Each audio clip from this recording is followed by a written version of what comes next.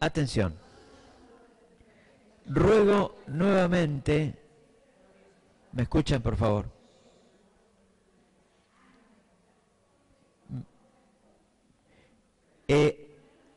Estamos intentando analizar ahora ya no un texto hecho por un chico. Estamos evaluando un texto propuesto por un libro escolar. ¿Entienden?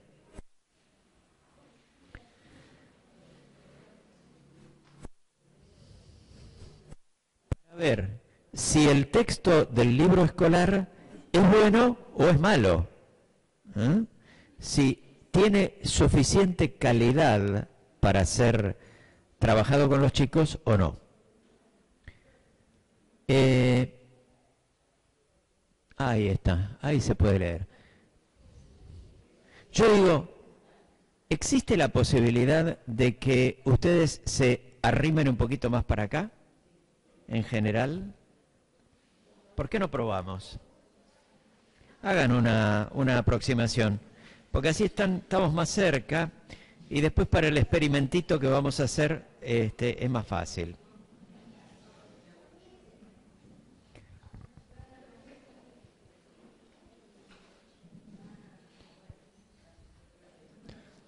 Muy bien. Entonces, vamos a leer con atención este texto. En este texto esperamos no encontrar ningún problema de ortografía, puntuación, etcétera, etcétera, etcétera, que Dios nos ayude, ¿no? Ni legibilidad, ni diagramación, esperamos no encontrar ningún problema de uso de la cohesión, ¿sí? Más bien vamos a analizarlo por acá, miren. ¿Ven en el rotafolio? Por el lado de la coherencia, por el lado de la creatividad, de la belleza, etcétera. Traten de pensar en estos criterios, ¿sí? Y tratemos de ser lo más imparciales posible. Lo leo, ustedes vayan pensando y vayan evaluando. La historia de Lolo. Paula y Alejo cuidaron a Lolo. Era un animal tan cariñoso y simpático que se hacía querer. Resultaba muy divertido darle de comer, bañarlo, sacarlo a la calle, jugar con él por el pasillo, revolcarse en los sillones, correr por el parque. Cuando Paula y Alejo llevaron a Lolo al veterinario para que lo revisara y lo vacunara, Antonio, el veterinario, descubrió algo que dejó a todos asombrados.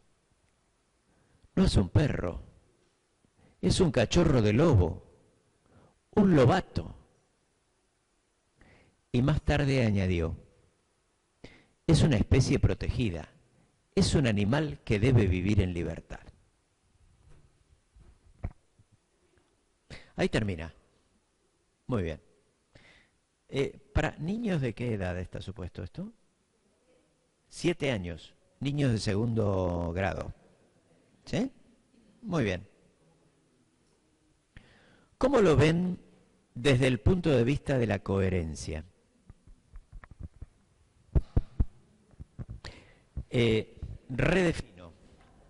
Redefino, atención. Coherencia, perdón, voy a decir algunas cosas para que se pueda juzgar mejor. Entendemos por coherente a un texto que habla en todo su transcurso del mismo tema, que está correctamente subdividido en partes que trabajan subtemas. Como este es un texto narrativo, tiene sus leyes de coherencia propias.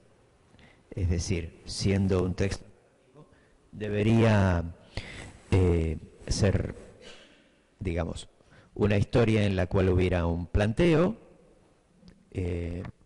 un cierto porque puede no ser un cuento, puede ser un simple relato, ¿no es cierto?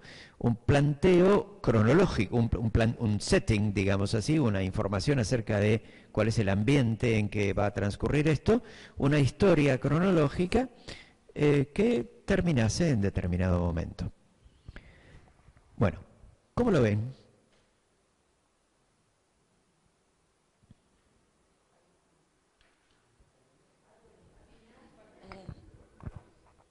¿Cómo?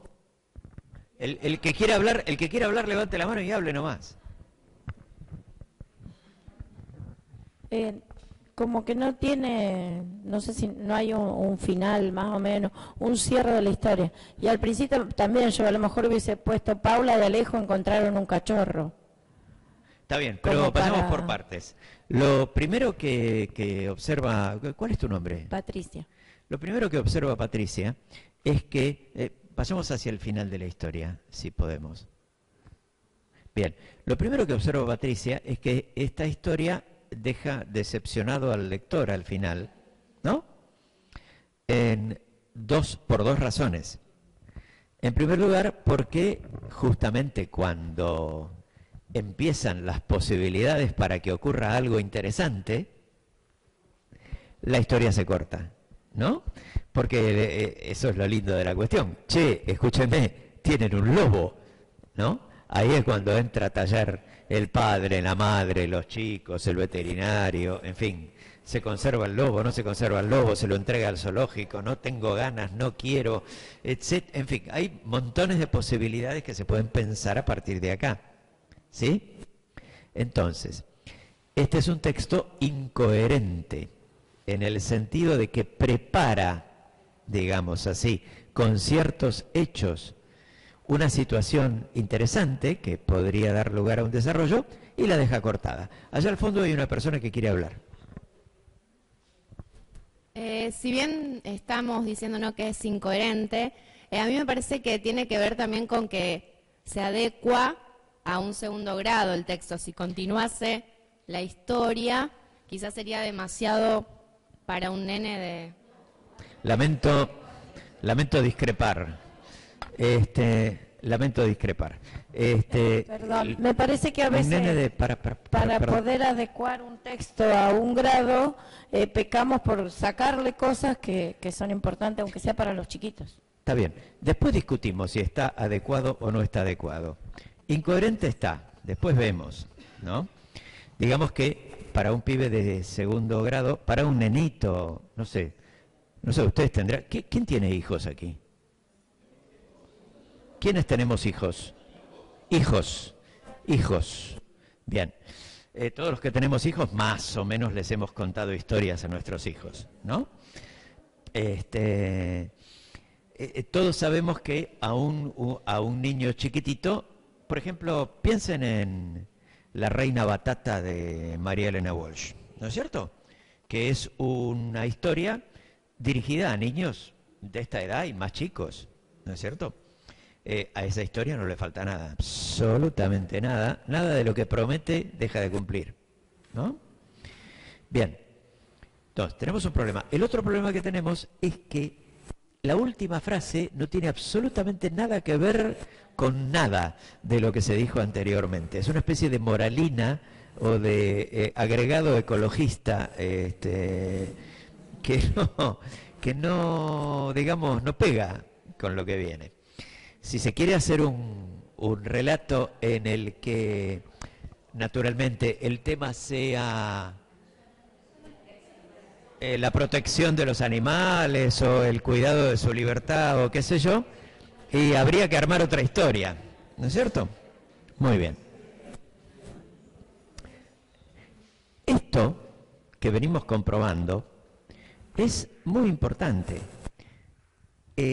Uno debería plantearse entonces, frente a los libros de texto que uno tiene, si los textos que tienen esos libros de texto valen la pena o son malos. Este no es un pensamiento muy común, pero sería un ejemplo de cómo habría que hacer más crítica de los textos que les damos a los chicos y más interpretación de los textos que los chicos producen. En general, el trabajo clásico en clase es, porque está en el libro, ese texto es bárbaro, y entonces lo vamos a leer y le vamos a dar bolilla. ¿No? No sé. Creo que inclusive los propios chicos responderían muy bien si uno les planteara, escúchenme, ¿y esto no está por la mitad? ¿Cómo lo seguirían? Y ellos fabricarían un texto más interesante que el que tienen en el libro. ¿Sí? Bien. Vayamos al segundo caso, si es posible. Acá Claudia ha hecho la proeza de, en 2 minutos... ¿Y ella, cuál es tu nombre? ¿Cuál es tu nombre? ¿Marina? Karina. Karina es la que está aportando estos materiales. Bueno, esto es... Ah, y Adriana es la que aporta el celular. La fotógrafa. El equipo y el cablecito, ¿no? No, ¿quién trajo el cablecito? Betina, no Marina. Betina. Impresionante, impresionante. Bueno, vamos a este caso. Este es un caso muy interesante. Este es un poema. Con los poemas es todavía más difícil que el docente se anime a criticar. Vamos a ver. Ojo, antes de ir a este poema, recordemos todavía el texto del lobezno de recién. Sí. No importa. Está bien. No nos pongamos nerviosos. A lo mejor es Lobato, a lo mejor es Lobezno seguro. Podría ser Lobato también. Hay una Nélida Lobato también, ¿no? Bien. Bueno, volvamos. Todo esto da para múltiples derivaciones muy cómicas. Claro, los lobos y las lobas y todo esto. Bien, sigamos. Es peor. El texto sobre el lobito, de recién, nosotros le hemos dado con un caño, pero en realidad el texto tiene una cosa muy buena, que es creativa justamente. Los pibes tienen un cachorro de lobo y no se dan cuenta. Y esto es muy interesante. Inclusive desde el punto de vista filosófico es muy interesante. Debajo de un perro uno puede tener un lobo. Ojo. O los lobos pueden hacerse querer. Debajo de una realidad mansita y común puede haber una realidad siniestra y peligrosa. Y así sucesivamente. O sea, no le echemos tanta tierra, digamos. Como al texto que analizamos hace un rato, le pasa lo mismo que a cualquiera de nosotros. Somos una mezcla, ¿no? En la que hay cosas interesantes y cosas flojas. Muy bien. Vayamos a este texto. Este texto tiene la misma característica. Tiene una mezcla de elementos que son interesantes y elementos que son flojos. Vamos a leerlo. Un poco más grande pide el público. El público es insaciable, realmente. Que es insaciable el público, no tiene límites el público. Bien, y ahora de otro color, por ejemplo. Porque hay límites, el problema. No vemos nada. Romance del camino de mi infancia. Muy bien. Esto es para nenes de... No son nenes ya, son preadolescentes de 11 años. Poema, Romance del camino de mi infancia. Yo lo leo, ustedes vayan pensando.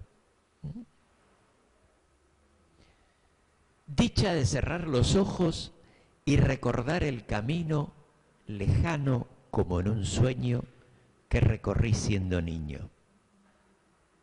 Mi infancia no fue dichosa, pero tuvo aquel camino corto para mis carreras, largo para mi silbido, húmedo y gris en invierno, azul y ardiente en estío. Íbame por él cantando como al andar canta el río. Acá trepábame a un árbol para reparar un nido, y allá cortaba una rama que, asegurándola al cinto, sería el arma hazañosa para vencer los peligros creados por mis temores en mi corazón de niño.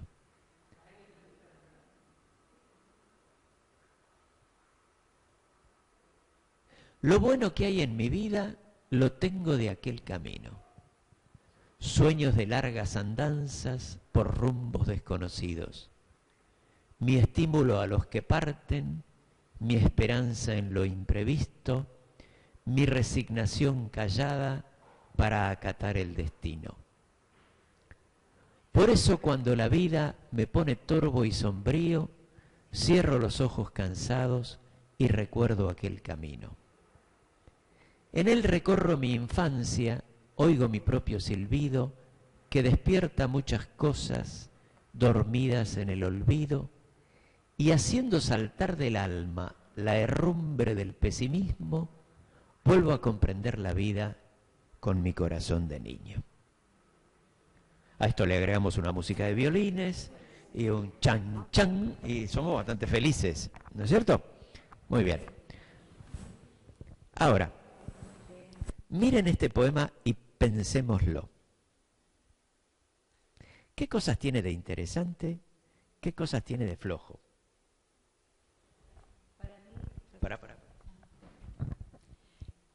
Para mí, o sea, lo leía y muy profundo, muy rico, muchos sentimientos.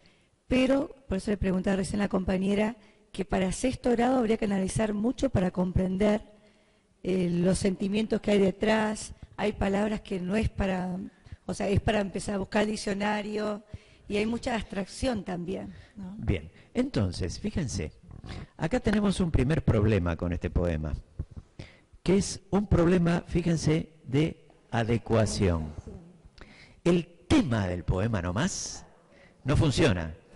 O sea que a un preadolescente, ¿sabe qué? Lo recuerdo de niño y la herrumbre de la vida que uno deja para recordar la infancia, y entonces suena, digamos, es otra cosa, parece un tango, digamos, ¿no es cierto? No, Caminito es un tangazo, está todo bien, pero uno a un nene de 11, a un pibe, un preadolescente, con muchas hormonas y mucho empuje, hay muchas cosas de esto que un chico no podría entender, por mucho que se esforzara. Las entendería quizá teóricamente, ¿no? Pero es un tanto distanciado de su posición vital. Muy bien. Aparte de esto, no me quiero extender mucho, tengo que tener mucho cuidado, a la 1 esto tiene que terminar. Aparte de esto, vuelvan a mirar el poema. ¿Podemos volver a recorrerlo? Fíjense en el poema en cuestión. Si no notan alguna otra cosa que está realmente linda, pero habría que pincharla como con un alfiler para definir bien qué es, y alguna cosa que esté floja en el propio texto. ¿Lo leo de vuelta? Voy de nuevo. Dicha de cerrar los ojos y recordar el camino lejano como en un sueño que recorrí siendo niño. Mi infancia no fue dichosa, pero tuvo aquel camino, corto para mis carreras, largo para mi silbido, húmedo y gris en invierno, azul y ardiente en estío. Íbame por él cantando como al andar canta el río. Acá trepábame a un árbol para reparar un nido, y allá cortaba una rama que, asegurándola al cinto, sería el arma hazañosa para vencer los peligros creados por mis temores en mi corazón de niño. Lo bueno que hay en mi vida lo tengo de aquel camino. Sueños de largas andanzas por rumbos desconocidos. Mi estímulo a los que parten, mi esperanza en lo imprevisto, mi resignación callada para acatar el destino. Por eso cuando la vida me pone torvo y sombrío, cierro los ojos cansados y recuerdo aquel camino.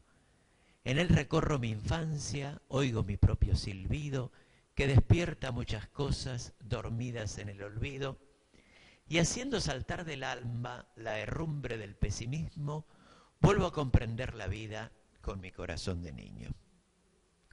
¿Qué podríamos marcar en este texto como algo que está bien logrado? Dale. Las imágenes ¿De qué parte? y del camino, de Al lo principio. sí, sobre todo en la segunda estrofa, cuando habla que se trepa al árbol. Ajá. ¿No es cierto? Y después corto para mis carreras, largo para mi silbido, húmedo y gris en Muchas invierno, imágenes ¿no? sensoriales. O sea, la parte más linda es justamente la imagen del camino ese. Y Tan por lindo, ahí ¿cierto? Sí. no aclaras por qué su infancia no fue dichosa. Es como que hay un dato que... Bueno, entonces, perdón, antes de ir a lo que podamos marcar como flojo, digamos, ¿no? Quedémonos con que lo que hay aquí es un recuerdo muy interesante. Si dejáramos sola esa parte y lo cortáramos ahí, ¡pum!, sin andar reflexionando demasiado, la vida es interesante. Si es, mi infancia no fue dichosa, pero yo tenía un camino y el camino era esto, sería como una descripción de un mundo entero, digamos, de una imagen del mundo que el yo ese que está hablando se arma para organizar su vida de alguna manera y para darle algún cierto sentido, ¿no? Está hecho con imágenes, está invadido por un sentimiento bien concreto, unitario, que es la nostalgia, ¿no es cierto? Muy bien. So far so good, como diríamos en inglés. Hasta ahí, todo bien. La cosa se empieza a embarrar cuando el hombre se pone a reflexionar. Fíjense, dice allá arriba, lo bueno que hay en mi vida lo tengo de aquel camino. Hasta ahí estamos de acuerdo. Sueños de largas andanzas por rumbos desconocidos. Hasta ahí estamos de acuerdo porque antes dijo, ¿no? Ese camino largo, corto para mi silbido, pero largo, ¿no? Mi estímulo a los que parten... se relaciona con reparar el nido, ¿no? Mi esperanza en lo imprevisto, eso ya es más difícil. Mi resignación callada para acatar el destino, ¿no? Digamos que el análisis teórico que se hace en esa estrofa, como se hace sin imágenes, y además no es del todo coherente con las imágenes que se han planteado anteriormente, hace que a uno se le, digamos, se le agüe el disfrute estético, digamos así, ¿no? Uno se encuentra con una serie de reflexiones, cuando lo interesante del texto lírico es un sentimiento dicho con imágenes, ¿no? Bien, entonces, fíjense que este es un problema de coherencia. ¿Se entiende? En un texto lírico la coherencia se da a partir de que todo el texto dependa de una o dos emociones principales. En un momento dado esas emociones se desdibujan porque no hay imágenes. Y porque las reflexiones se vuelven un tanto vagas. Adelante. Fíjate en la primera estrofa. Dice, dicha de cerrar los ojos. Y luego dice, mi infancia no fue dichosa. Es contradictorio porque entonces, ¿dónde está la dicha de cerrar los ojos y recordar lo que no fue dichoso? Bueno, lo que podría ser interesante sería, quizá, como proyecto, armar un poema donde uno va acumulando imágenes del desastre de la infancia y otras imágenes que son las del camino, ¿no? Y entonces ahí esto podría tener un poco más de porvenir. Es como Un poema en el cual hay 2 o 3, digamos, enfoques, y ninguno de ellos está totalmente desarrollado, ¿no? Bien. ¿Cómo hago? Esperá, a ver, yo llego. La dicha puede ser también que si pudo sobrevivir a esa infancia que realmente fue mala, también puede sobrevivir, porque ahí dice que cuando se siente mal o cuando está mal, como que retorna a su infancia. Si logró sobrevivir siendo tan chico, ahora siendo grande, a pesar de las piedras que le ponga camino, va a seguir sobreviviendo. Pero eso es un razonamiento, y los textos líricos no se cifran en razonamientos, sino en emociones. Entonces, ¿para qué estamos haciendo esta crítica? Estamos haciendo esta crítica para hacer el ejercicio de pasar por este tamiz no solamente lo que los pibes escriben, sino también aquello que a los pibes les tira el medio ambiente, digamos así, ¿no? Interesante sería analizar con los chicos letras de canciones, por ejemplo, para ver cuándo una letra de canción es interesante, cuándo es una porquería, no desde un punto de vista ético necesariamente, sino desde un punto de vista estético, ¿no? Cuando una letra de canción tiene una parte que es una maravilla y el resto un desastre, y así sucesivamente, ¿no? Bien.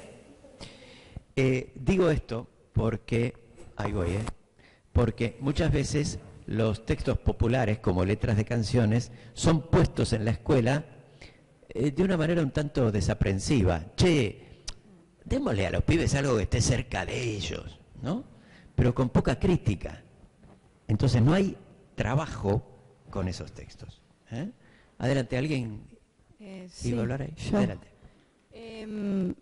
Digamos, usted lo analizó en términos de coherencia, digamos, o sea que en esa parte había como incoherencia. Yo me pregunto en este tipo de texto, digamos, o sea, creo que lo que se expresa es la complejidad de lo humano y la cantidad de sentimientos que uno tiene. Y a veces ese sentimiento de nostalgia va acompañado de un montón de otras sensaciones y que acá en este tipo de textos se expresan. Para mí, que digan mi resignación callada por acatar el destino, tiene mucho que ver con aquella infancia que él asume como no dichosa, pero que usted mismo dijo, él de alguna manera ese yo elaboró y salió adelante a pesar de que reconocía que la infancia no había sido dichosa. O sea, es un recurso que él evidentemente con los años aprendió a aplicar. Y veo que hay una multiplicidad de sentimientos y está bien, ¿o no? En realidad a mí me parece que no hay una multiplicidad de sentimientos.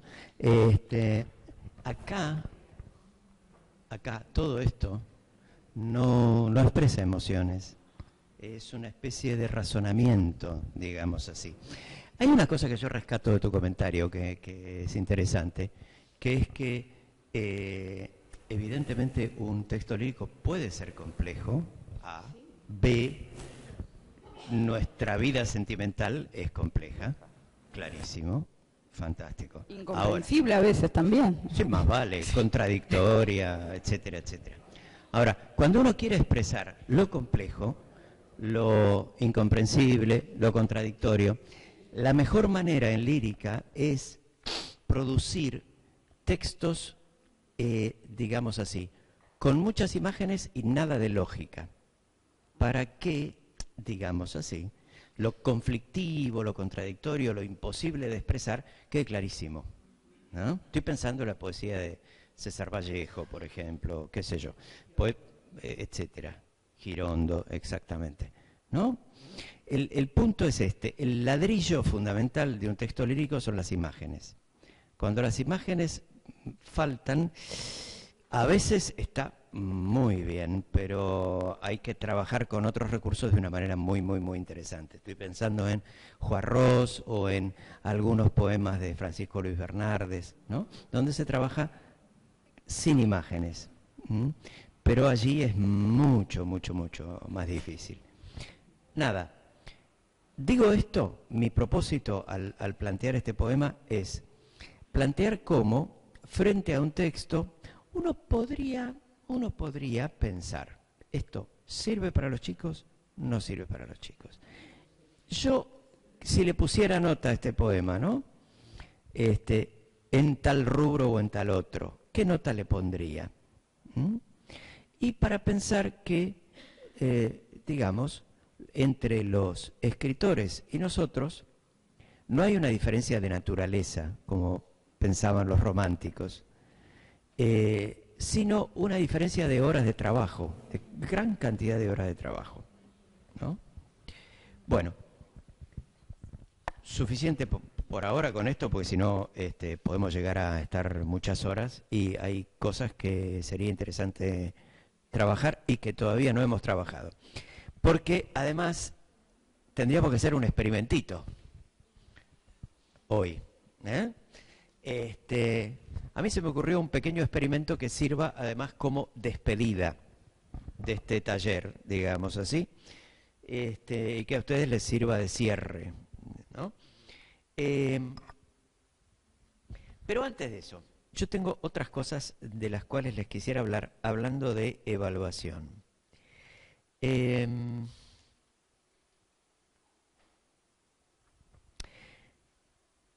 Quisiera hablarles de enfoques de fondo desde los cuales se puede evaluar.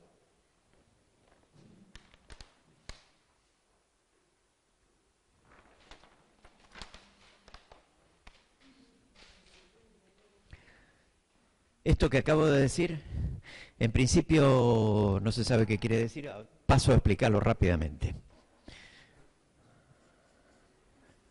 Enfoques.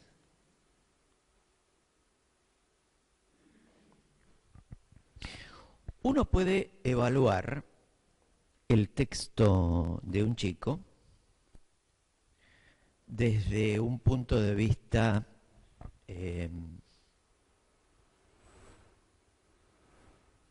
paranoide, o sea, persecutorio, ¿no? Ahora vas a ver cuando te agarre. Saca una hoja, vos que sos tan piola, vos que sos bueno para hacer lío, bueno, ahora agarrá y hacé esto, esto y aquello. Y tené cuidado porque te voy a corregir, mirá hasta el último detalle. Y no te pienso tomar ningún recuperatorio. Y después de eso voy a hablar con tu madre y con tu padre. Estoy exagerando, ¿no? Estoy exagerando. Pero, fíjense que digamos, el ambiente persecutorio, digamos, en el que se puede dar la evaluación, es bastante frecuente.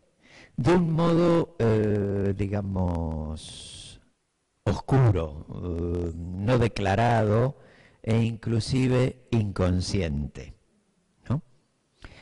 En realidad, la evaluación persecutoria les llega a los chicos de arriba hacia abajo.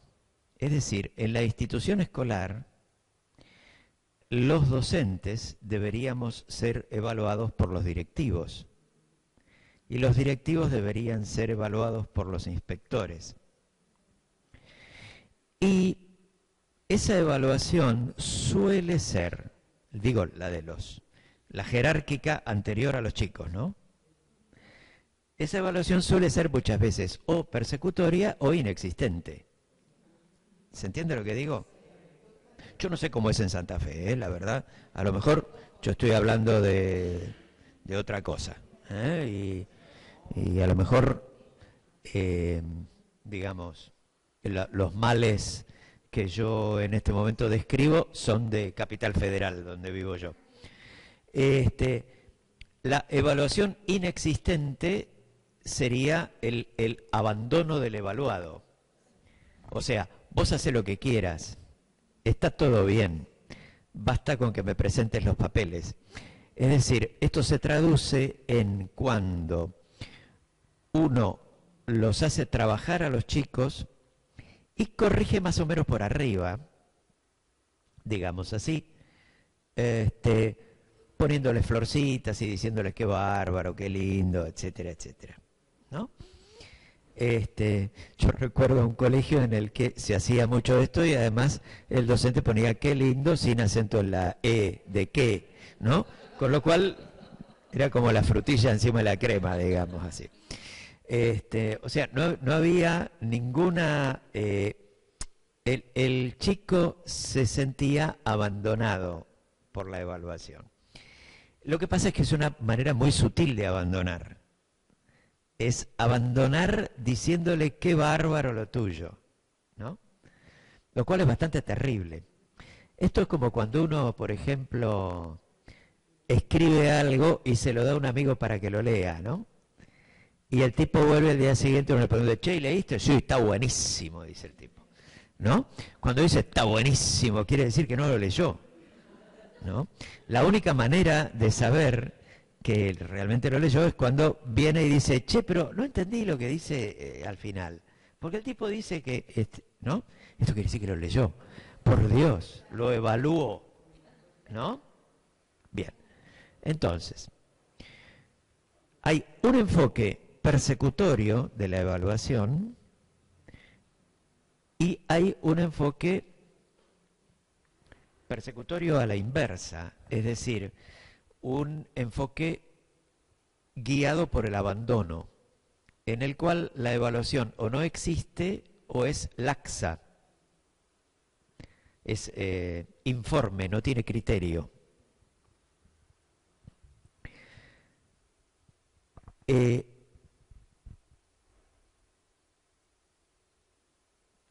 ¿Cómo se da cuenta uno de que la evaluación está siendo persecutoria? Se da cuenta por los síntomas. Si la evaluación es persecutoria, se lo notará al evaluado más ansioso de lo que normalmente debería estar. Y bajará el resultado de la evaluación en función de un cierto porcentaje de ansiedad excesiva. Ahora bien, no nos llamemos a engaño. Muchos sabemos, y todos sabemos, que muchas veces nuestro evaluado no está nervioso porque nosotros seamos unos perseguidores espantosos, sino porque no hizo nada, digamos así. No trabaja, ¿no? Entonces así eso pone ansioso a cualquiera, digamos, ¿no? O sea, no simplifiquemos las cosas deformándolas, ¿no? Es una cuestión de equilibrio. Bien. Hay un tercer tipo de evaluación. Estoy primero tratando de radiografiar todos los enfoques evaluativos que pueden encontrarse, digamos, en la vida concreta. Hay un tipo de evaluación que no se refiere al texto en sí mismo, o sea, que no tiene que ver con lengua, con nuestro oficio, que es la evaluación sobre la base de parámetros ideológicos, ¿no? Es decir, se considera bueno al texto que responde a ciertos valores de algún tipo, se considera malo al que responde a ciertos otros valores, se considera bueno a un texto que tiende a realzar ciertas, qué sé yo, ideas fuertes de cierta ideología, o no, o se lo considera malo si no, etcétera. Esto nos plantea un problema bastante espinoso y difícil, ¿no? Todos nosotros tenemos criterios, por ejemplo, criterios éticos, ¿no? Todos nosotros tenemos criterios políticos, criterios ideológicos, ¿no? Es todo un problema porque esos criterios actúan desde adentro de nosotros y nos condicionan. Entonces, nos resulta muy difícil admitir que un texto que no responda a nuestros principios sea un texto bueno, o que un texto que responda maravillosamente a nuestros principios sea lamentable.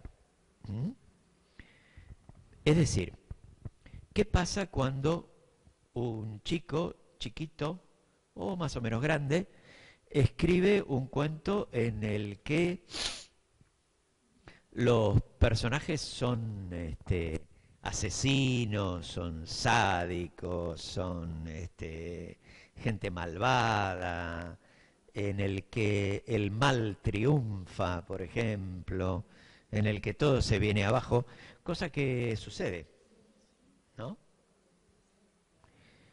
Bien, desde un punto de vista, si uno no puede de alguna manera separar las cosas, uno evaluará negativamente ese texto y tenderá, sin darse cuenta, a evaluar positivamente un texto en el que el bien triunfa y las mamás quieren a sus hijos, ¿no?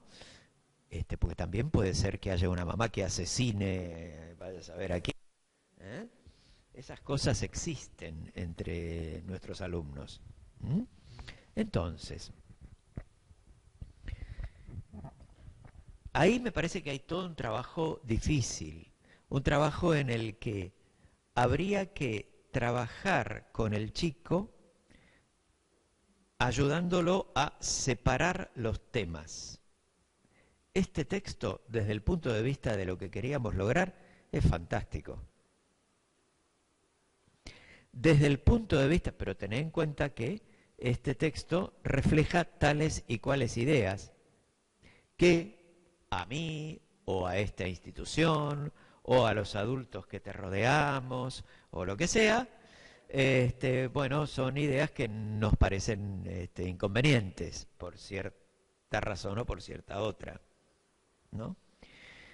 Es muy, muy, muy importante esto para que se puedan separar los campos y para que evaluemos en lengua a los chicos. Y por otro lado los evaluemos de otra manera. Esto dependerá de si la institución nos provee canales para evaluar de otra manera. Y si no nos los provee, pues nos los buscaremos o haremos lo que sea necesario. Perdón, nos suele pasar con la selección de las novelas, que muchas veces son excelentes y porque tratan algún tema que no es aconsejable con los niños de dirección, nos aconsejan, perdón por repetir la palabra, seleccionar otra. Pero probablemente, literariamente, era un trabajo excelente, y ¿por qué no reflexionar con ellos y hacerlo ver si hay una problemática social o algún tipo de dificultad? ¿Qué es lo que ocurre? Bien, entonces, ¿cuál es tu nombre? Lo que Gabriela añade es que la distinción entre evaluación ideológico, ético, religiosa y evaluación propiamente lingüística es una diferencia que también existe, no solamente en los trabajos de los chicos, sino en la selección de textos, ¿no? Muy bien. Yo me refería a los dos campos, naturalmente. Está bueno que lo traigas porque esto completa. Muchas veces uno piensa que hay una idea extendida bastante de que los niños deben escribir y leer cosas agradables, digamos así. Esto contradice lo que suele suceder con los cuentos tradicionales, comunes y corrientes que se cuentan, ¿no? Que son una mezcla increíble de cosas agradables y cosas horribles. Hoy en día la moda es que los chicos lean cosas horribles, siempre y muy horribles, digamos así, y cuanto más horribles mejor. Pero esto depende del espíritu de la época, digamos así, ¿no? Y de las influencias ideológicas. Otro enfoque de la evaluación que me parece muy, muy importante es el enfoque terapéutico. El enfoque terapéutico es un enfoque para terapeutas, no para docentes. Es muy bueno. Quiero decir,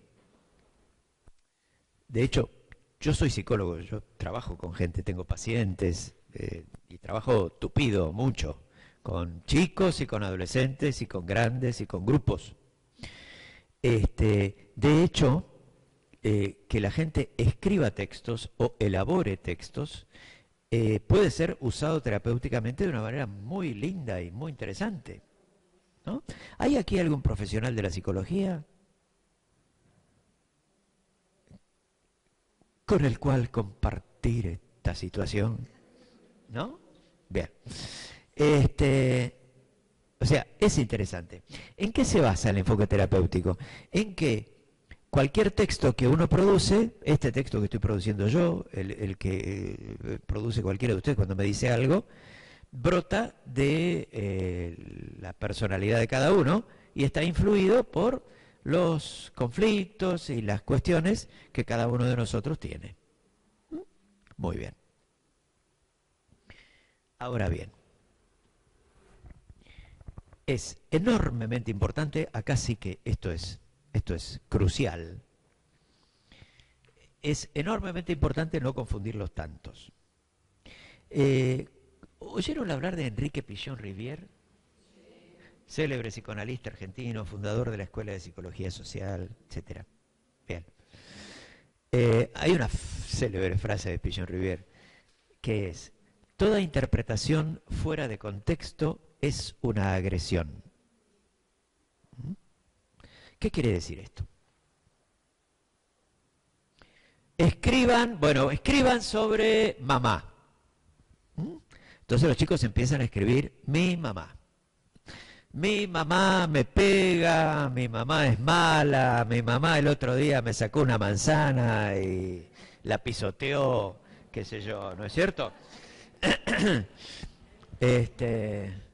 Le fui a pedir un caramelo a mi mamá y me pegó, etcétera, etcétera. ¿No? Supongamos, vamos a poner un caso grotesco, digamos así. Vamos a poner un caso grotesco. Entonces el maestro lee eso y le da un ataque de, qué sé yo, solidaridad, digamos así, mezclado con un ataque de chismografía, digamos. ¿Quién será la torranta que es la madre de este tipo? ¿No es cierto? Muy bien. Esto se convierte rápidamente en comidilla de la sala de maestros y de los pasillos de la institución.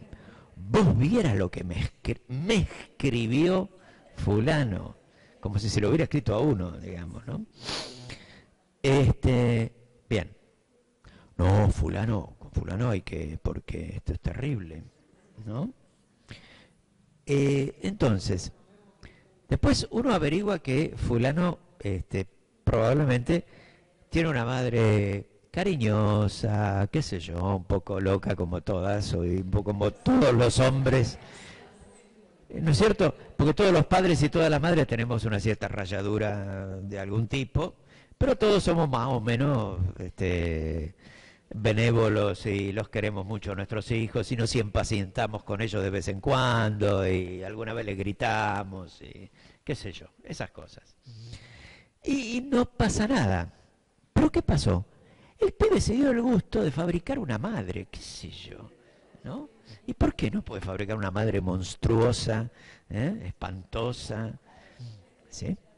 Igual, de todas maneras, el texto tiene que ver con alguna cosa que le pasa al chico, pero esa cosa probablemente no tenga nada que ver con la madre. ¿Se entiende lo que digo? A lo mejor el chico está experimentando una gran alegría porque por primera vez lo reventó a piñas a un pibe al que le tenía ganas y que lo venía sopapeando desde hacía mucho tiempo. Entonces tiene una descarga de agresión y le encanta. Y entonces, ¡pa!, se mandó el texto sobre la madre que pisotea la manzana, ¿no? No tiene nada que ver. Los caminos del inconsciente son absolutamente tortuosos. La única manera de averiguar qué conexión tiene un texto con las profundidades de la personalidad del que lo hizo es ejecutar un proceso terapéutico en regla de acuerdo con las leyes de la profesión. ¿Se entiende? Esto no significa que el tipo que escribe el texto de la madre que pisotea la manzana haya que mandarlo a que haga terapia. A lo mejor no. A ver si tenemos prohibido, por ejemplo, uno hace teatro con los pibes, esto sucede mucho. Uno hace teatro, entonces los pibes representan una escena en la que dos chicos gustan de una chica, ¿no? Y la escena termina con que los dos chicos se van juntos, ¿no? Y la piba queda sola, y hay una escena homosexual, digamos así, ¿no? Un final. Entonces uno empieza a darle vueltas al asunto, a ver qué está pasando acá, etcétera, ¿no? ¿Y por qué? ¿Se entiende lo que digo? Bien, entonces, el enfoque terapéutico de la evaluación debería ser abandonado. Debería ser redondamente abandonado. Y eso es triste para nosotros porque un docente siempre se cree madre o padre, en mi caso, de los chicos, y uno se cree omnipotente y piensa que puede meterse en todo. Y no. Otra cosa es si el pibe se hace amigo nuestro, ¿no? Si lo encontramos en la vereda y después jugamos al fútbol y qué sé yo. Bueno, ahí es otra cosa. Y podrá haber una conversación donde nos enteraremos de que el pibe no tiene la madre que pisotea la manzana y nos enteraremos de toda la historia. Bien. Muy bien. Pero entonces, si el enfoque persecutorio no funciona y el enfoque anómico, ese de a todo que sí, tampoco funciona, y si el enfoque ideológico, religioso, ético, no es que no funcione, pero habría que separarlo, y si el enfoque terapéutico no camina, ¿qué hacemos? ¿Qué hacemos? Nos encontramos reducidos a nuestro oficio. Esto es como si el plomero entrara en casa, ¿no? Y entrara a hablar con la mujer y entonces de los problemas de los chicos y de qué sé yo, ¿no? Y le arreglase el cuadro que está medio torcido, ¿no? Y no se dedicara al caño que, ¿no? Y al vástago y al cuerito. ¿Se entiende? Bien. Entonces, nuestra evaluación tiene que tener dos características. Ser, por un lado, puramente lingüística. Esto a los chicos les va a dar una libertad enorme. Por un lado. Y por otro lado, debería ser, además de lingüística, debería ser centrada en el aprendizaje. Quiero decir, acá estoy repitiendo algo que dije antes, por eso lo digo rápido, que los chicos tengan la sensación todo el tiempo de que les evaluamos tal cosa para que puedan hacer tal otra, nada más, centrada en el aprendizaje. Cuando no está centrada en el aprendizaje, o sea, el tipo no sabe por qué le tomaron análisis sintáctico. Sabe que lo tiene que estudiar. Y sabe que si se saca una mala nota va a recibir desaprobación. Entonces, ahí es donde se crea el enfoque persecutorio, justamente. O sea, ¿para qué estudias? Y para que no me revienten.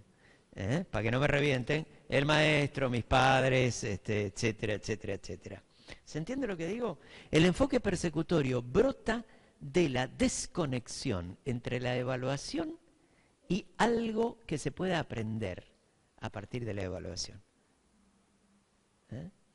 Es muy, muy, muy, muy importante esto. Exacto, sería el para qué me sirve, ¿no? El para qué, pero el para qué debe ser respondido para escribir mejor, para hablar mejor y para aprender a escribir y hablar mejor. Esa sería la idea. Muy bien. Ahora, y nos quedan 45 minutos. Vamos a hacer el experimentito. Déjenme ver. Sí. Antes de hacer el experimentito,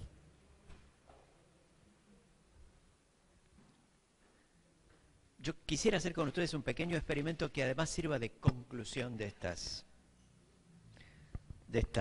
estos encuentros que hemos tenido, este proceso que hemos hecho, que buen trabajo nos ha costado a todos. ¿O no? Muy bien. Entonces, antes de meternos en el experimentito, pregúntense y fíjense si quisieran hacerme alguna pregunta más sobre evaluación, desde un punto de vista teórico o práctico. Esto es lo mismo que hemos hecho en las 3 reuniones anteriores, pero lo hacíamos al principio, ¿vieron? ¿Qué cuestiones se les ocurre que podrían preguntarme, planteándolas como problemas?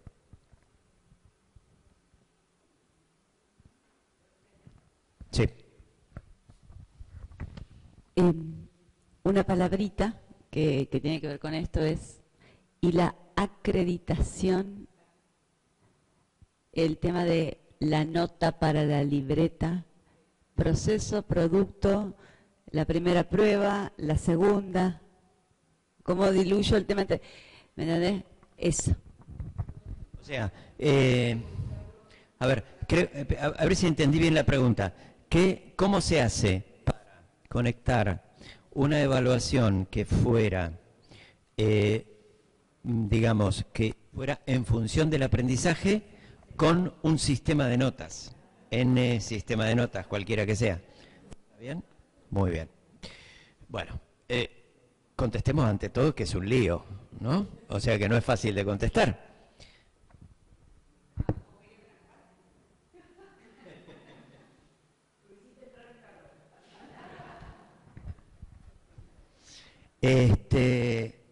Bueno, es así. A ver, pensémoslo. Ante todo, sería bueno que este problema de la inadecuación entre la evaluación real y el sistema de notas que nosotros usamos fuera planteada concretamente incluso a los chicos, que los chicos lo supieran. La inadecuación entre cualquier sistema de notas, cualquiera que se invente, porque no hay manera de pasar a una planilla todo este frondoso panorama que nosotros hemos trabajado hoy. No hay manera. Uno puede inventar, buscarle la vuelta, pero la verdad es que en la práctica, es verdad, en la práctica tiene que haber un documento donde haya algo, que diga algo de algún tipo, ¿no es cierto? Muy bien. Entonces, esa inadecuación es la misma, por ejemplo, ecuación que hay entre la declaración de impuestos que uno hace con el contador todos los años y la actividad económica real de uno, ¿no? O la adecuación entre cualquier cuestión burocrática o escrita, digamos, en un formulario, con la actividad que le ha dado origen. ¿Queda claro? Muy bien. Entonces, ante todo, la verdad, yo blanquearía con los chicos. Yo les voy a poner notas. Las notas que les voy a poner no siempre tienen que ver con, digamos, el trabajo y el esfuerzo de cada uno y con el mérito que tienen ustedes. Hay gente que se saca muy buenas notas y gente que se saca notas menores, y eso no significa necesariamente que el que se saque una nota más baja tenga menos mérito que el que se saca una un poco más alta, con cierta relatividad, digamos así, ¿no? Es verdad que en general los alumnos que se sacan notas más altas son muchas veces, no siempre, pero muchas veces son los alumnos que más trabajan. Y muchos de los alumnos que se sacan notas bajas son alumnos que trabajan poco. Y es verdad que hay que trabajar, que la vida es así y que los pibes tienen que aprender a trabajar. Por lo tanto,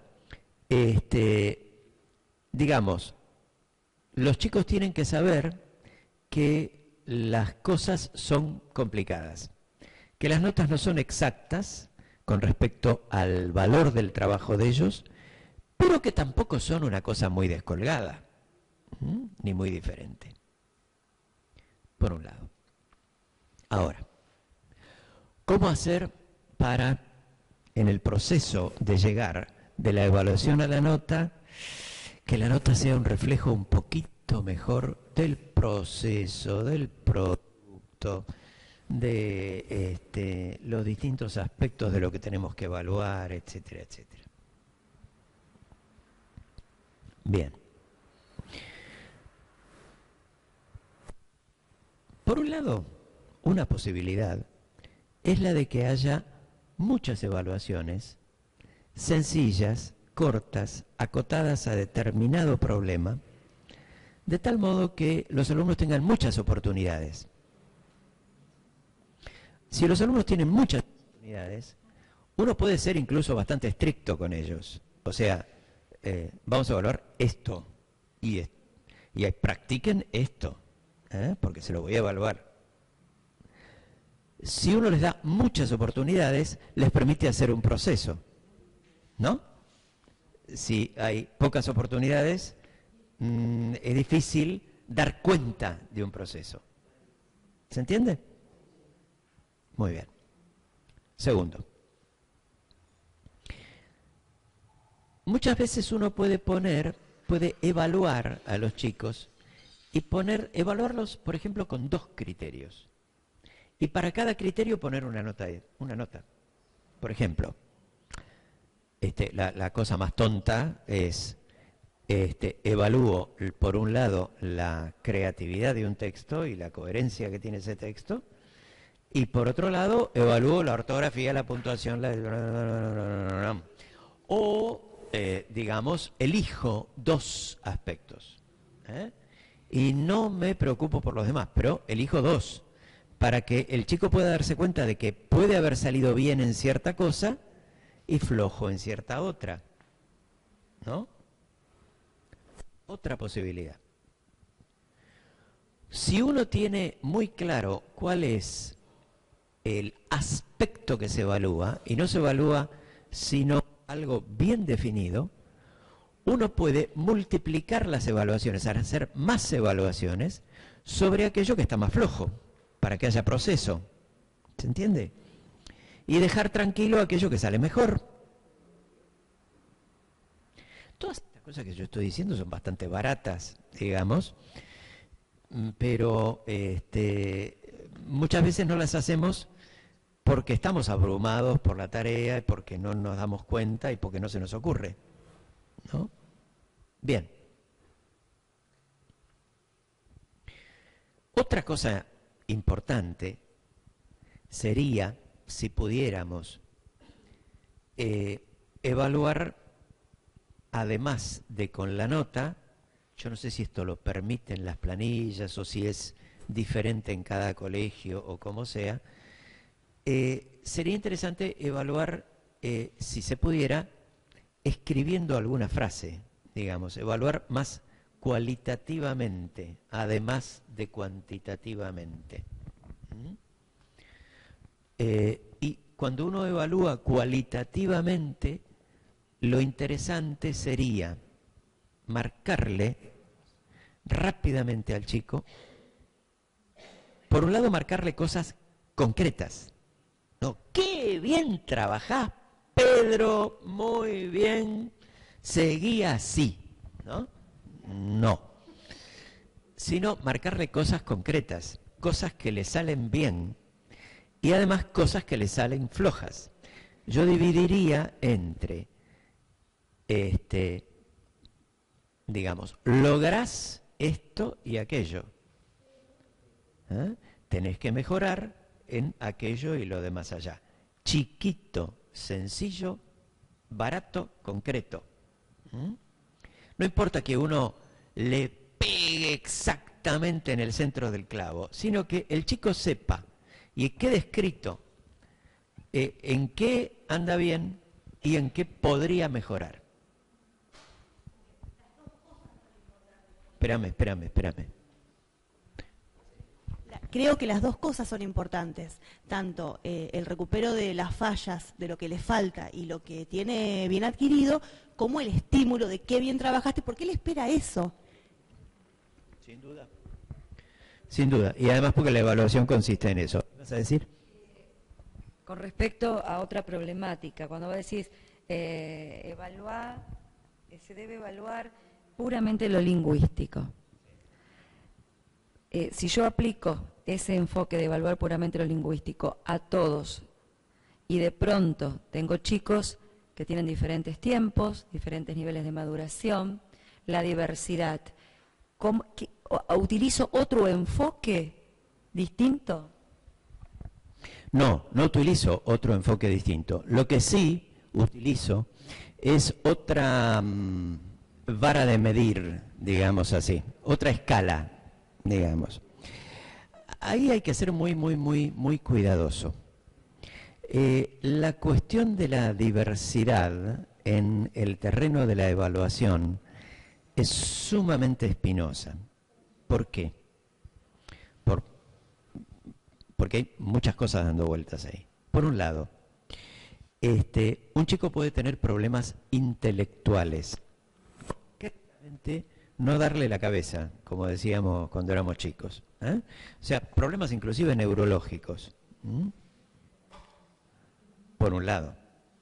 Por otro lado, el chico puede tener problemas que no sean intelectuales, pero sí emocionales, y que lo bloquean, y ser lingüísticamente muy hábil, sin embargo. En tercer lugar, el chico puede que no tenga ningún problema, y que sea muy vago, digamos así, y que no haga nada, y que además en su familia tenga unos padres a los cuales la escuela les importa 3 pepinos, y que además viva en un ambiente social. Yo no sé cómo es acá en Santa Fe, pero en Capital Federal los pibes viven en un ambiente social en el que el esfuerzo, el trabajo, la larga dedicación a algo para conseguir una tarea bien hecha, el premio a la capacidad, son objeto de burla socialmente, ¿no? Muy bien. Entonces, hay que tener cuidado para detectar cuando el chico es diverso porque tiene un problema o es diverso porque tiene un socio problema, digamos así, un problema social, de ambiente social que lo achata, ¿sí? Y en esos casos, realmente, como uno tiene tantos chicos y tan poco tiempo y circunstancias tan difíciles, uno no puede sino hacer una especie de aproximación a elaborar un criterio especial, digamos así, ¿no? Muy bien. ¿Responde esto aproximadamente a tu pregunta? Bien. Otra cosa interesante es esta. Hay cierta distinción que se puede hacer cuando uno evalúa sobre qué cosas, qué evaluaciones son más importantes y cuáles son menos importantes.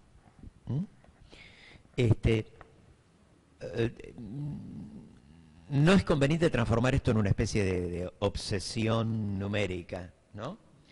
Pero la verdad es que si uno educa a los chicos para que produzcan y para que produzcan textos, las evaluaciones sobre las producciones deberían tener una importancia especial. O sea, el chico debería saber que el puchero se lo gana en el momento en que tiene que producir un texto. Que el puchero no se gana sobre todo haciendo ejercicios sobre cuestiones gramaticales y ortográficas, que sí tienen importancia, pero sería interesante que fueran muchas y chiquitas para que se pudieran ir aprendiendo puntualmente aspectos. Y la nota fuerte viene cuando estamos produciendo. Y en ese sentido, se puede poner nota por cosas que tradicionalmente no tienen nota. La creatividad puede tener nota. La belleza de un texto puede tener nota. Una actuación teatral puede tener nota. En la medida en que los objetivos que nosotros le planteamos están claritos. Habría que conseguir esto. Vamos a hacer un pequeño experimentito. Búsquese todo el mundo un pedacito de papel que después me pueda dar a mí, chiquitito. ¿Eh? Ustedes me lo dan después.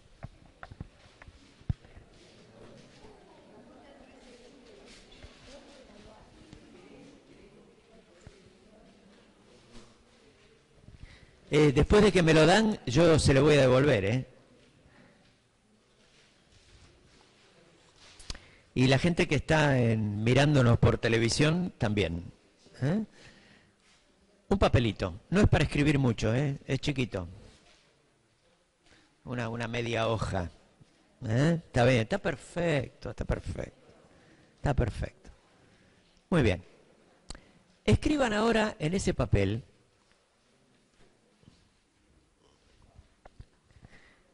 Escriban en ese papel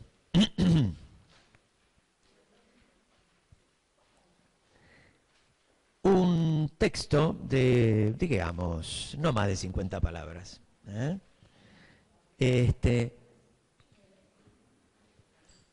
Un texto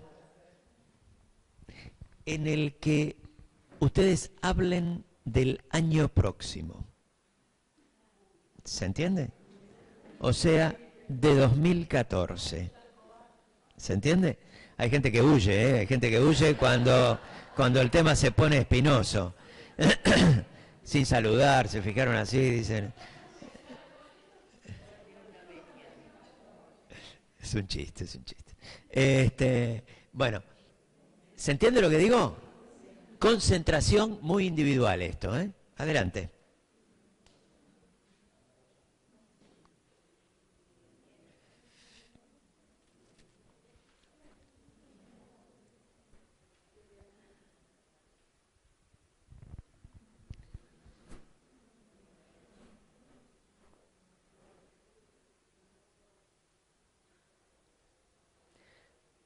Contrólenlo bien, que no se pase de las 50 palabras, ¿eh? Pero que tampoco sea mucho más chico, ¿eh? Digamos, entre 40 y 50, una cosa así. Escriban sobre el año que viene.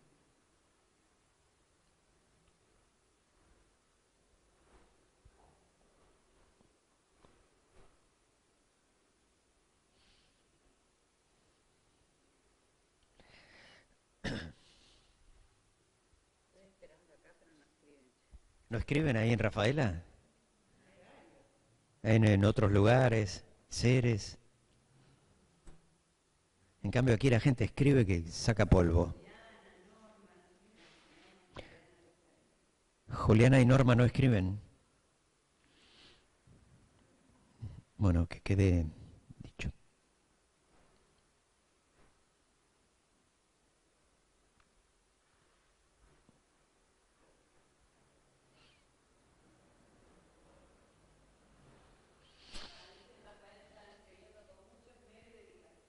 Impresionante.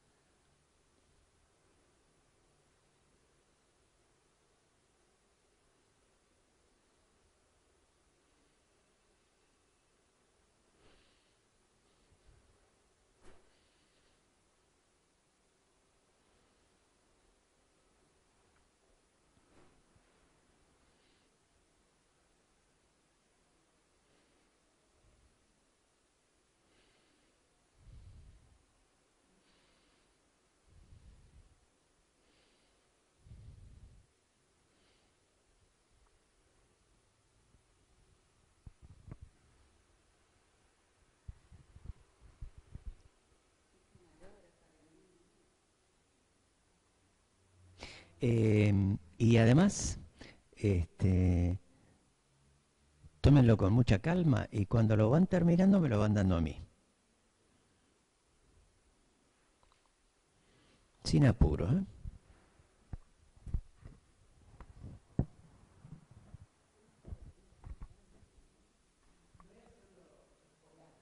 Es absolutamente amplio.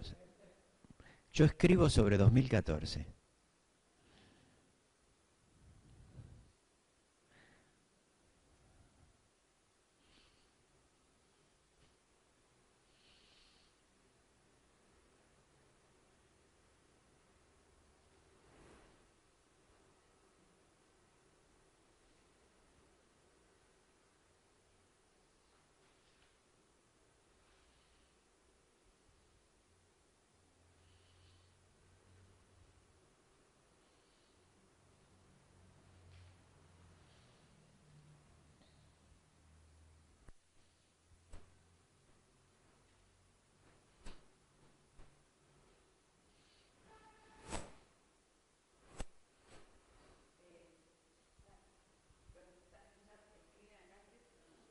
Sí, sí, sí.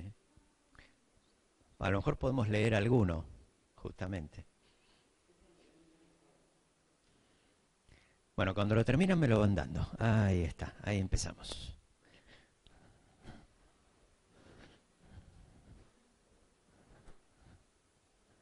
Maravilla.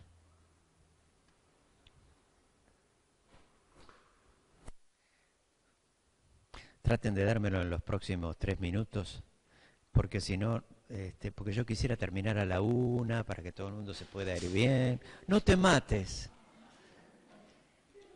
Se cayó una tallerista.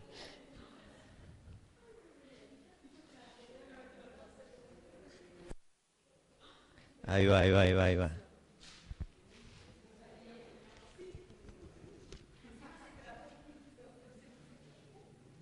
Bueno, vayan pasándomelo. Hay gente que escribió 200, pero está bien. No, sin nombre, todo esto es sin nombre.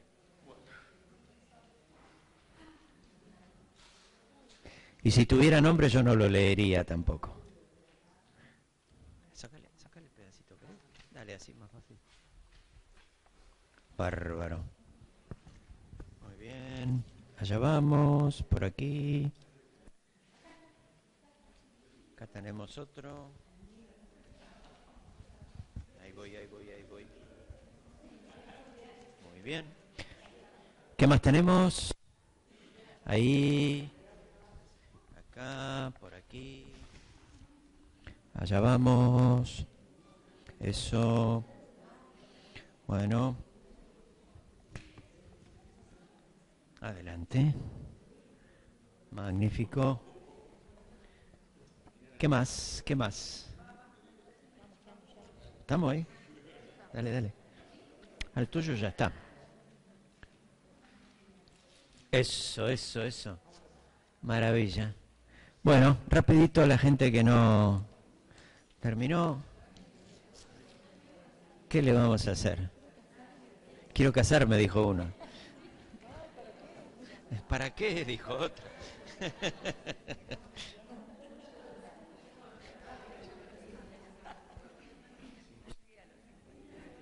Muy bien. ¿Ya está? ¿Falta alguno? A ver. Está terminando Rafaela, bueno. Muy bien.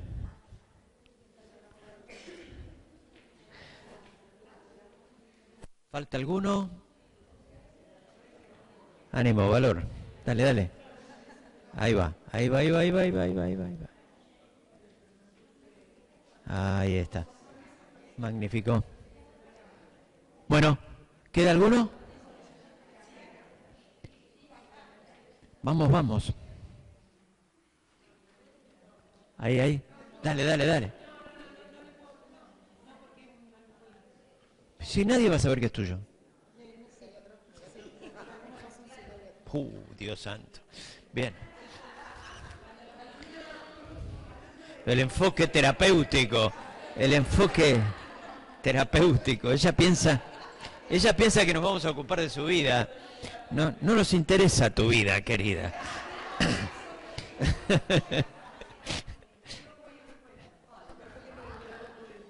A lo mejor nos enterábamos de cosas. Bien. Muy bien. Atención. Vamos a Vamos a tomar un papel sin mirar, ¿sí? Completamente al azar. Si el dueño del papel lo reconoce, no tiene que comportarse como en el truco. O sea, ¿sí? Como ¿sí? Como los psicólogos cuando atendemos a los pacientes, ¿no? El paciente dice, ayer maté a mi mujer, ¿no? Y uno dice, ajá, le dice. ¿Y eso con qué lo puede asociar? Bien.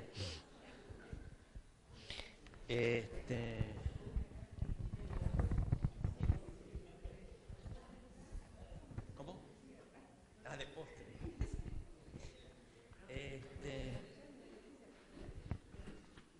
Atención. 2014. Te espero con inquietudes laborales pensando en el bienestar de mi familia, la salud, el trabajo y la armonía entre nosotros. Un sueño compartido, la necesidad de mejorar, de superar errores y la certeza de contar unos con otros. Siguiendo nuestros proyectos, salteando obstáculos. Te esperamos, te espero con ilusiones renovadas y la alegría de lo cotidiano. Muy bien. Hagamos un aplauso, pero ¿por qué no? Aplaudamos. Bien. Bueno, vamos a ver. Ahora hagamos una evaluación de este texto, ¿no? Y la tenemos que evaluar lingüísticamente, digamos así, ¿no es cierto? Nada de evaluación terapéutica, nada de evaluación persecutoria, nada de todo eso. ¿Sí? Bueno, entonces, volvamos aquí. Después evaluamos uno de Rafaela. Así les damos bolilla, que nunca les damos bolilla a la gente de Rafaela, pobrecita. A ver. ¿Responde a la consigna? Responde. ¿Es coherente? Absolutamente coherente. ¿No es cierto?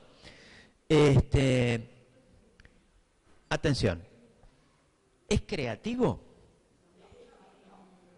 No.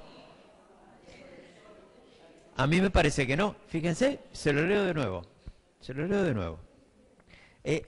La clave para detectar algo creativo rápido en un trabajo de un chico, de un grande, de lo que sea, es encontrar algo que a uno le llama la atención como insólito, digamos así. ¿No es cierto? Esto es trampa, lo de Rafaela van a estar modificando el texto ahora, porque... ya está, ya lo escribieron en el chat, ya es inamovible.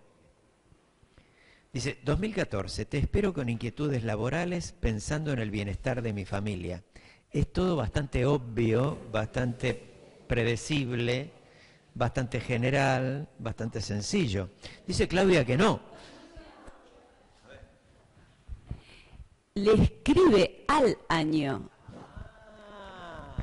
Ahí está lo creativo. Lo creativo estaría en tomarlo al 2014 como una persona.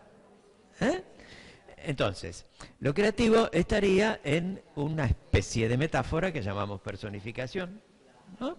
Muy bien. Todo lo demás son generalidades, la salud, el trabajo, la armonía, un sueño compartido, superar errores, siguiendo nuestros proyectos, qué sé yo, te espero con ilusiones, no. Entonces tiene un rasgo creativo, que es 2014 te espero. Si vamos por este lado, digamos, tiene un par de errores de puntuación, digamos, le falta una coma, le falta un punto, pero no mucho más. Dice sueño con Z, no, mentira. Bien. Ahora, probemos con un texto de Rafaela. Voy a sacar esto porque si no... El año que viene, 2014, comenzamos a vivir una nueva etapa familiar. Se trata del ingreso universitario de nuestro hijo mayor, Enrique.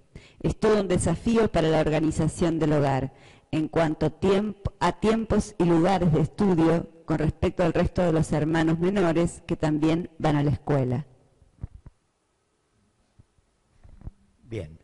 ¿Qué les parece este texto? Este texto, el anterior, el que leímos antes, sería un texto lleno de generalidades, salvo un rasgo creativo interesante, que es 2014 Te esperamos, pero era literario, incluso está escrito de alguna manera como en verso. Si yo se lo...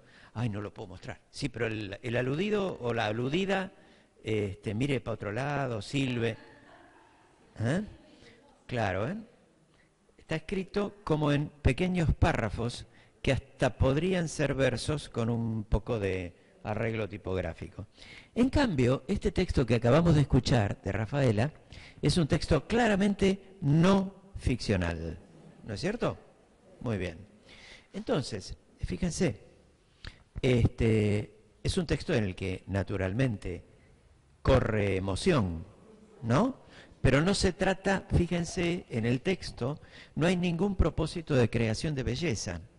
Es un texto que se puede usar, digamos así, en una discusión casi profesional sobre el tema, ¿no es cierto?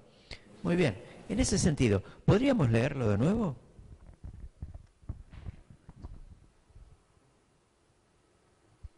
El año que viene, 2014, comenzamos a vivir una nueva etapa familiar. Se trata del ingreso universitario de nuestro hijo mayor Enrique. Es todo un desafío para la organización del hogar en cuanto a tiempos y lugares de estudio con respecto al resto de los hermanos menores que también van a la escuela. Noten que este es un texto expositivo, ¿no es cierto?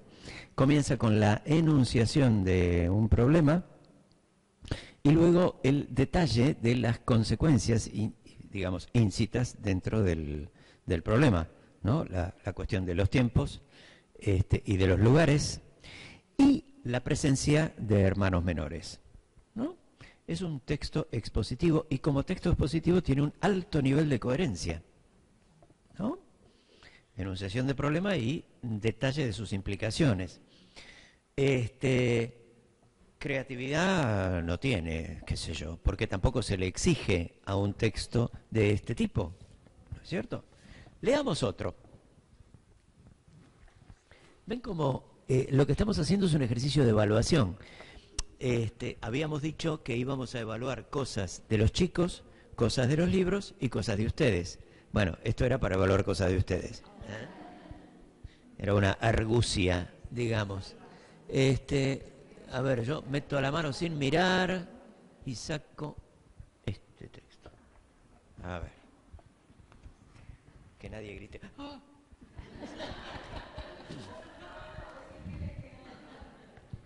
Ahí viene. El año próximo se presenta con grandes desafíos. Necesitará de una planificación detallada acerca de los objetivos y metas a alcanzar. Habrá desafíos personales y escolares, pero ambos producirán cambios trascendentes en mi forma de vida familiar, social y escolar. Ojalá, al final del año 2014, la evaluación pueda ser positiva. Bien. ¿Qué diferencia? Fíjense, este texto se parece mucho al anterior.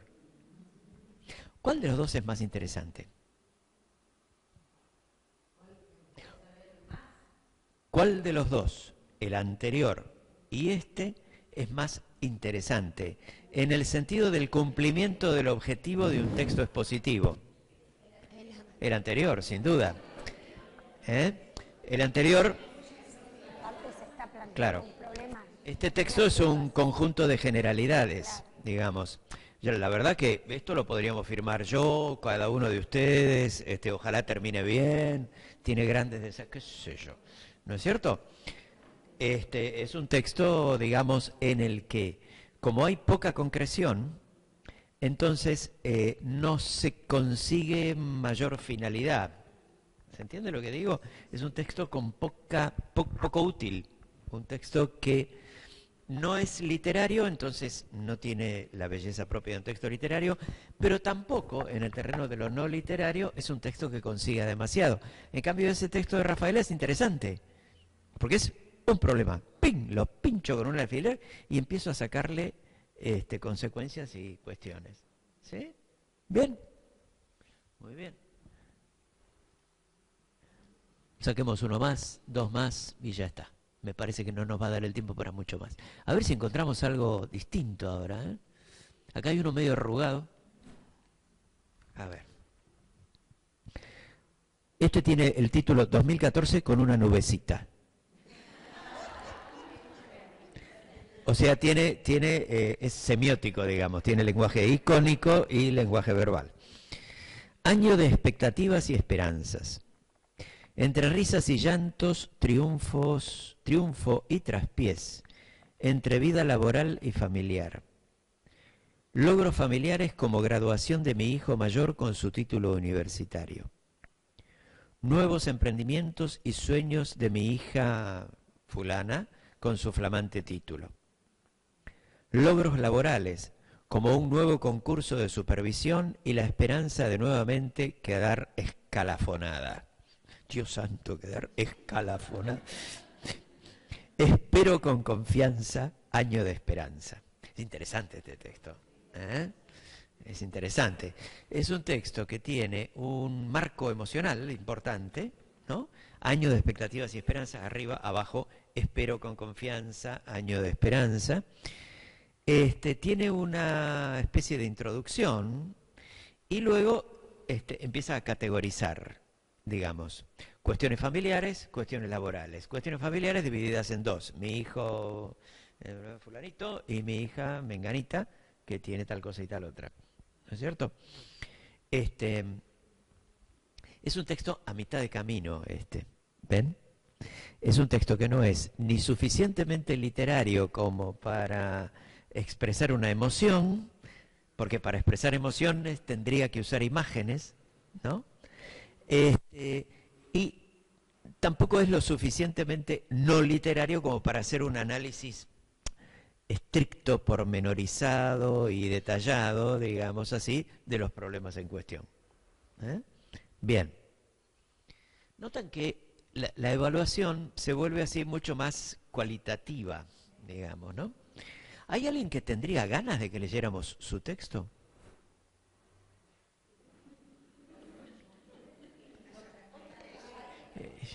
¿Otro de Rafaela quieren?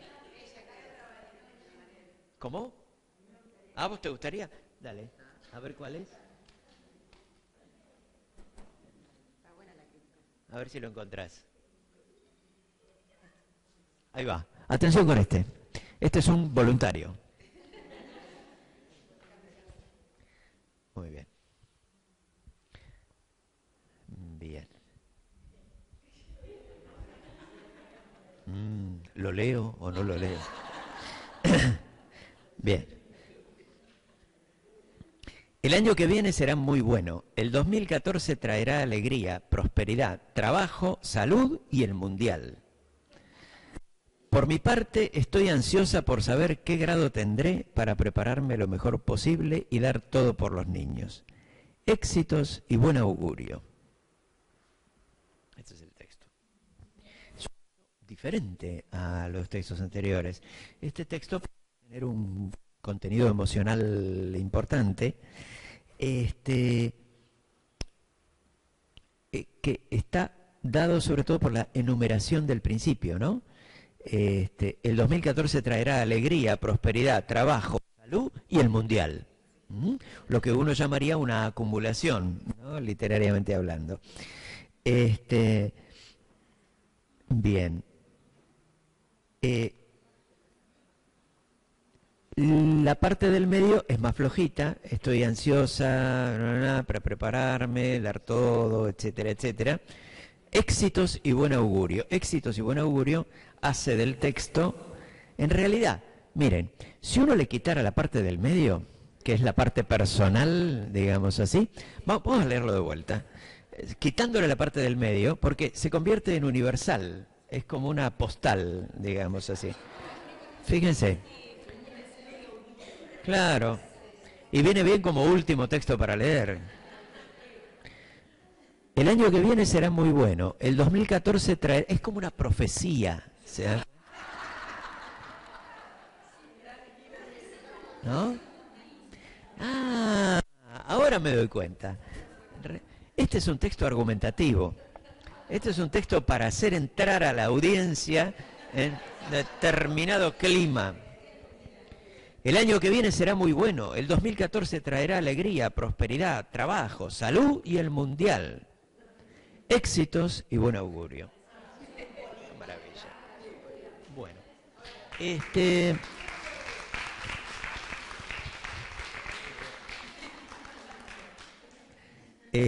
bueno, solo me queda despedirme de ustedes, decirles que me he sentido extraordinariamente bien trabajando con ustedes y con la gente de Rafaela y los demás que me están escuchando por ahí, si es que me están escuchando en otros lugares. Muy, muy bien. Si una cosita muy chiquitita, porque nos quedan 5 minutos. En esos 5 minutos, yo les daría el micrófono y traten de expresar, si es que tienen, algún deseo, pero para alguna otra oportunidad de capacitación, digamos así. ¿De qué cosas les gustaría saber más? ¿Se entiende? ¿O qué cosas quedan sin profundizar? No tiro el micrófono porque queda feo. Acá tengo otro.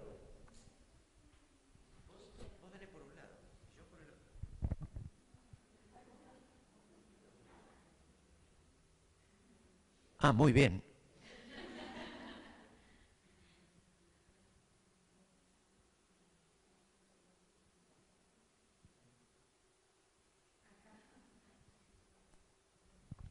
Por ejemplo, cuando llega el mes de febrero y uno se sienta con sus colegas a elegir diferentes textos para los diferentes grados, bueno, ¿qué criterios tener en cuenta o qué herramientas más próximas tener en cuenta? Porque todo lo que uno recibe viene de Buenos Aires, entonces uno le pega una leída o una mirada a las fotos, a las imágenes, a los textos y dicen, sí, va.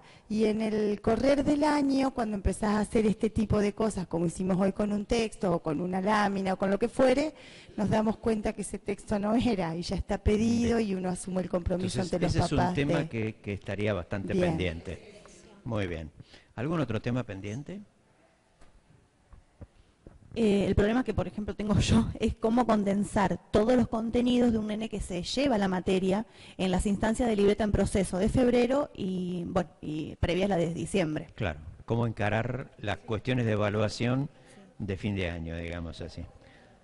¿Algún otro tema que yo para quedarme pensando? Rafaela.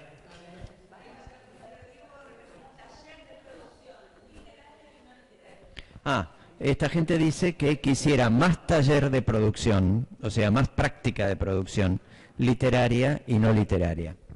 Adriana. Yo creo que hay algo que no nos enseñan y para mí fue, no sé si totalmente nuevo, pero es la parte de la interpretación. Yo es algo que no he trabajado en la escuela. Interpretación. Técnicas para interpretar los textos de los chicos. Para saber qué dicen debajo de lo que dicen, digamos así, ¿no? Eso es una cosa que a uno en general no le enseñan. ¿Alguna especie de taller literario donde leamos y analicemos textos? Bien, bien. Bueno, paramos acá. Yo con esto ya tengo una cierta idea. Bueno, encantadísimo de conocerlos y hasta más ver. Que les vaya muy lindo. Gracias.